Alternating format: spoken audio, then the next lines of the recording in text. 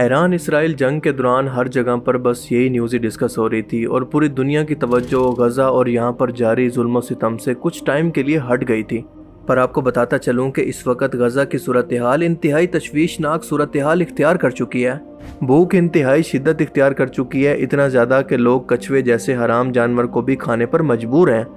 سمندر میں اگنے والی الجی کو اکٹھا کر کے کھانے کے بعد کچھ ٹائم کے لیے زندہ رہنے کی کوشش کر رہے ہیں، اور اس کی وجہ یہ ہے کہ اسرائیل نے ہر طرف سے آسمانی، سمندری، زمینی راستے یعنی مصر، جارڈن، سعودیہ کا بارڈر ہر جگہ سے امداد کا راستہ بند کر رکھا ہے، اور جو کچھ یہاں پر بچ گیا ہے اس کی قیمتیں اتنی زیادہ ہیں کہ یہ دنیا کا سب سے مہنگا ترین شہر بن چکا ہے۔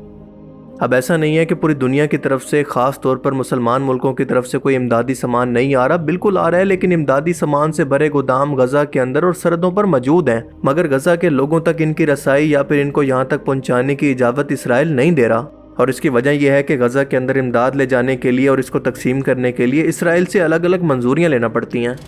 آپ کو بتاتا چلوں کہ اب تک 1000 سے زیادہ فلسطینی امداد حاصل کرنے کی کوشش کے اندر اسرائیلی فوج کے ہاتھوں مارے جا چکے ہیں۔ غزہ میں انسانیت سسک کر دم توڑنے لگی۔ اسرائیل کا نہتے اور بے بس فلسطینیوں کو بھوک سے مارنے کا پلان بے نقاب۔ صہیونی فوج نے غزہ کے لیے امداد لے جانے والی کشتی پر قبضہ کر لیا۔ نہتے بین الاقوامی سماجی کارکنوں پر اسلحہ تان دیا۔ کم از کم 6 اسرائیلی فوجیوں نے کشتی پر قبضہ کیا۔ اب آپ ذرا اندازہ لگانے کی کوشش کریں کہ یہ لوگ کتنے ظالم ہیں کہ چھوٹے چھوٹے بچوں کو بھوک سے تڑپتا دیکھ کر اور ہر طرح کی چیز موجود ہونے کے باوجود بھی ان کو بھوک سے تڑپا رہے ہیں، اور یہ وہ لوگ ہیں جو کہ خود کو خدا کے چنے ہوئے بندے یا پھر خاص بندے کہتے ہیں۔ کیا اللہ تعالیٰ ان کے اس عمل سے خوش ہو رہا ہوگا کہ یہ اس کے بندوں کے ساتھ جانوروں سے بھی بدتر سلوک کر رہے ہیں؟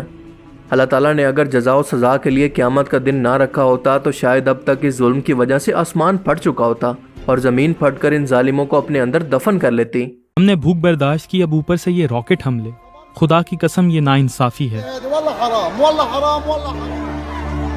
غزہ میں جہاں لوگ ناقابل تصور بھوک کا سامنا کر رہے ہیں، وہیں اسرائیلی حملے بھی تھمے نہیں ہیں۔ اقوام متحدہ کے فوڈ ایڈ پروگرام نے خبردار کیا ہے کہ غزہ میں ہر 3 میں سے 1 شخص کئی دن تک بغیر خوراک کھائے گزار رہا ہے۔ 7 اکتوبر 2023 سے لے کر اب تک غزہ کے اندر 60,000 لوگ اپنی جانیں دے چکے ہیں اور 1,42,000 کے قریب لوگ زخمی ہیں، اور یہ آفیشیل نمبر ہیں جو کہ رپورٹ ہوئے ہیں، کیونکہ اصل تعداد اس سے کہیں زیادہ ہو سکتی ہے۔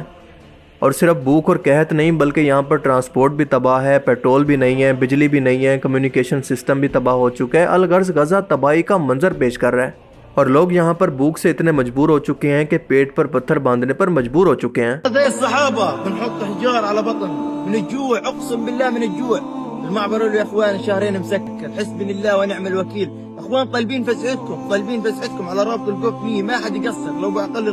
اور یہ لوگ اتنے بے حس ہیں کہ صرف یہودی گورنمنٹ ہی نہیں بلکہ یہودی عوام بھی امداد کے ٹرکوں کا راستہ کچھ ایسے روک رہی ہے۔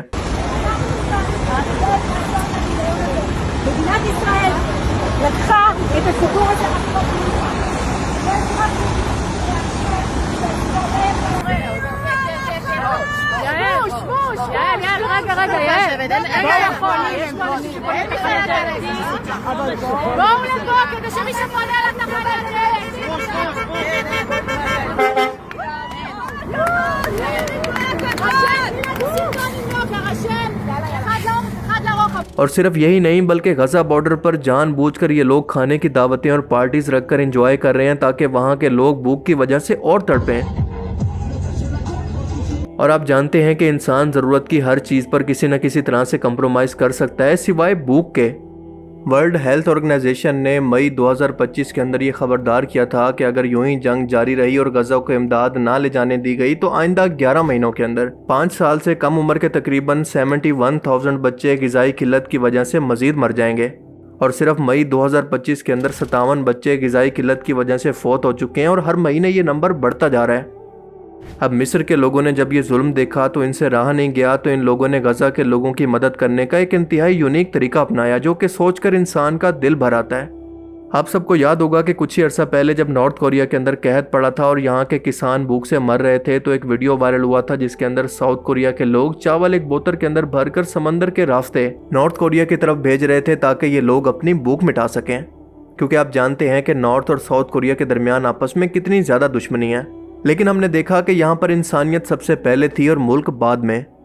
اور بالکل اسی طرح سے جب مصر کے لوگوں کو بھی کوئی اور صورتحال نظر نہیں آئی کہ اپنے بھائیوں کی مدد کس طرح سے کریں، تو ان لوگوں نے بھی مجبور ہو کر راشن، کھانے پینے کا سامان، دوائیاں اور چھوٹے بچوں نے اپنے ہاتھوں سے لکھے ہوئے خط بوتلوں کے اندر ڈال کر ریڈ سی کے اندر پھینکنا شروع کر دی ہیں، صرف اس امید کے اندر کہ شاید یہ لہریں ان کو بہا کر غزہ کے لوگوں تک پہنچا دیں تاکہ یہ لوگ اپنی بھوک مٹا سکیں۔ اللہ اکبر۔ اب یہ سب کچھ وہاں پر پہنچتا ہے یا نہیں، یا پھر اسرائیلی فورسز ایک بار پھر سے اس کو خطرہ سمجھ کر ہٹا دیتی ہیں، یہ تو بعد کی بات ہے، لیکن ان لوگوں کے جذبے کا اندازہ لگانے کی کوشش کریں۔ اور صرف مصر کے لوگ نہیں بلکہ امدادی آرگنائزیشن بھی یہی کام کر رہی ہیں کہ سب راشن کو بوتلوں کے اندر ڈال کر سمندری لہروں کے بھروسے چھوڑ رہی ہیں کہ شاید یہ وہاں کسی کی بھوک مٹا سکے۔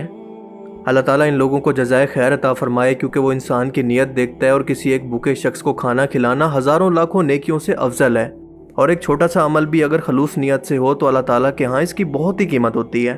اور ویسے بھی یہ لوگ جتنا ان کے بس کے اندر ہے وہ سب کچھ کر رہے ہیں، کیونکہ ایک انسان کے پاس اگر طاقت تھی لڑنے کی تو اس سے قیامت کے دن اس کی طاقت کے بارے میں سوال ہوگا، اور جس شخص کے پاس مال ہے قیامت کے دن اس سے مال کے بارے میں پوچھا جائے گا کہ اس کو کہاں پر خرچ کیا، اور جس کے پاس طاقت ہے اس سے پوچھا جائے گا کہ کیا ظلم کے خلاف کھڑے ہوئے تھے کہ نہیں، اور جس کے پاس علم اور آواز ہے اس سے قیامت کے دن پوچھا جائے گا کہ کیا تم نے سچ بولا تھا۔ اور آج اگر ہم ظالم کو ظالم کہنے سے بھی ہچکچا رہے ہیں تو ہمیں سوچنا چاہیے کہ کل ہم کس منہ سے اللہ تعالیٰ کے سامنے کھڑے ہوں گے۔ اور مصر کے یہ لوگ اپنی حیثیت کے مطابق اپنا فرض ادا کر رہے ہیں، کیونکہ یاد رکھیں کہ یہ مصر کے عام لوگ ہیں جن کے پاس نہ اتنے وسائل ہیں نہ اتنی طاقت، اور اس کے باوجود بھی اگر وہ اپنے مسلمان بہن بھائیوں کا اتنا درد رکھتے ہیں تو سمجھ لو کہ انسانیت ابھی بھی زندہ ہے۔ رسول اللہ صلی اللہ علیہ وسلم نے فرمایا کہ اگر تمہارے پاس آدھی کھجور بھی ہو تو اس کو بھی صدقہ کرو، کیونکہ یہ جہنم سے بچاؤ کا ذریعہ بن سکتی ہے۔ اور مصر کے یہ لوگ اپنی آدھی کھجور ریڈ سی کے اندر بہا رہے ہیں۔ 24 جولائی 2025 کو حماس نے جنگ بندی کے لیے اسرائیل کو اپنی شرطیں بتا دی ہیں جن پر وہ غور کر رہا ہے، لیکن اس کے ساتھ ساتھ ہر دن کئی سو لوگوں کو بھی ایئر اسٹرائک کے اندر مار بھی رہا ہے۔ قطر، مصر اور امریکہ کی ثالثی کے اندر کئی مرتبہ جنگ بندی کی بات چیت ہوئی ہے، اور حالیہ مہینوں کے اندر تو جنگ بندی کے طریقے پر بھی بات ہوئی ہے، جس کے اندر قیدیوں کا تبادلہ، امداد کی بحالی اور عارضی سیز فائر کی شرطیں شامل ہیں، لیکن ابھی تک مستقل جنگ بندی پر کوئی اتفاق نہیں ہوا۔ اب اس کی پہلی وجہ تو یہ ہے کہ نیتن یاہو پر اپوزیشن کا دباؤ ہے کہ وہ حماس کا مکمل خاتمہ کرے، اور دوسری وجہ یہ ہے کہ نیتن یاہو اگر یہ جنگ روکتا ہے تو اس پر کرپشن کے کیسز کا فیصلہ ہونے والا ہے، جو کہ اس کو بھی پتہ ہے کہ اس کے خلاف ہی آنا ہے، جس کے بعد یہ اپنی کرسی اور پاور دونوں کو کھو دے گا۔ جتنا ہو سکے یہ جنگ کو لمبا کھینچنے کی کوشش کر رہا ہے۔ پر دوسری طرف حماس کی پہلی ڈیمانڈ یہ ہے کہ ہمیں عارضی نہیں بلکہ مکمل طور پر سیز فائر چاہیے، اور دوسرا یہ کہ جنگ دوبارہ کبھی سٹارٹ نہ ہو، اس کی بھی گارنٹی چاہیے۔ امریکہ نے کئی بار جنگ بندی کی حمایت تو کی ہے، لیکن دوسری طرف ویٹو پاور سے اسرائیل کے خلاف آنے والی ہر قرارداد کو ریجیکٹ بھی کروا رہا ہے، سیدھا منافقت۔ اب صورتحال یہ ہے کہ اگر آنے والے کچھ مہینوں کے اندر جنگ بندی نہ کی گئی تو اس سے کہیں زیادہ نقصان انسانی جانوں کا ہوگا، جو کہ اب تک ہو چکا ہے۔ اللہ تعالیٰ کا یہ قانون ہے کہ وہ ظالم کی رسی کو ایک ٹائم کے لیے لمبا تو کر دیتا ہے، لیکن ایک بار جب اس کو کھینچتا ہے تو وہ شخص منہ کے بل آ کر گرتا ہے۔ اور اسرائیل کے لیے اب وہ وقت زیادہ دور نہیں ہے، کیونکہ اس کی شروعات ایسے ہو چکی ہے کہ دنیا اب تک جن کو دہشت گرد سمجھ رہی تھی، اب جا کر ان کو احساس ہو رہا ہے کہ اصل دہشت گرد دراصل کون ہے۔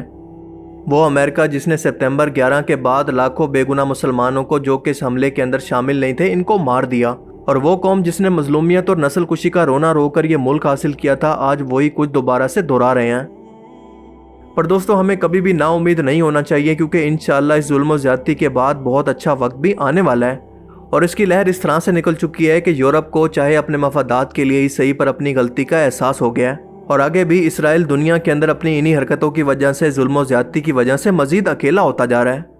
اس کا کیا جانے والا ہر ایک ظلم دنیا کے اندر ہائی لائٹ ہو کر تاریخ کے اندر اس کو لکھتا جا رہا ہے، اور اگلی آنے والی نسل ان کو ہیرو کے طور پر نہیں بلکہ ایک ظالم کے طور پر یاد رکھے گی۔ اللہ تعالیٰ سے دعا ہے کہ وہ ہمیں سمجھنے کی اور نیک عمل کرنے کی توفیق عطا فرمائے، آمین۔